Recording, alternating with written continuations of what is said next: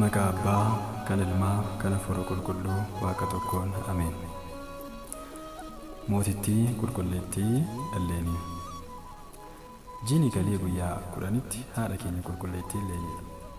Qulqulleettiin kunis dura haadha manaa daldalaa tokko turte.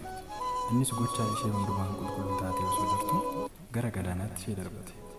Abbaa kabajaa kan ta'e eeyyama gooftaa keenyaanis biyya Roomaa jedhamu geesse mootii Biraandiyaa Kunistaa argate. Miidhaginaa fi simboo ishee argee ishee fuudhe. Kiristaanotaa mootii jalqabaa isa ta'e Konstaantiinoosiin godhatte deesse. Naamusaa fi amantaa barsiisuu haala gaarii barsiiste.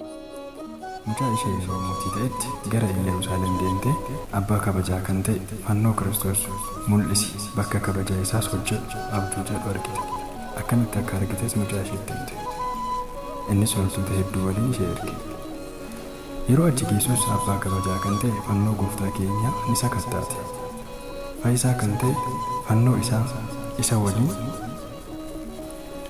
waliin kan fannifaman fannoo shiftoota lamaan waliin argite. Abbaa kabajaa kan ta'e fannoon gooftaa keenyaa isa kam akka ta'e baruuf yeroo jaallattettis mataa isaa irratti inni kun Naaziraawicha Iyesuus mootii Yihudaadha kan jedhu barreeffama mukaan kaafamee isa qabu akka ta'e episkoopoosiin Yerusaalem qulqulluun maqaanis isheetti hime. Kana booda isa irraa mallattoo argachuuf ni barbaadde. Nama du'es argite. Fannoowwan sana reenfa sana irra yeroo keessu hin kaane. Kana booda fannoo isa sadaffaa reenfa sana irra keesse. Yeroo kanattis namichi du'e sun ni ka'e. Amantaan ishees jabaatee gammachuun ishees ni baay'ate. Kana boodas bakkeewwan kabajaa oduun isaanii ji'a fulbaana 17tti barreeffame keessatti manneen kiristaanaa hojjechuu jalqabde. Abbaa maqaarisiifis bakkeewwan kabajaman hundumaatti mana kiristaanaa akka hojjetu qarshii hedduu kenniteef. Kana booda gara ilma isheetti deebitee waan ta'e hundumaa itti himte.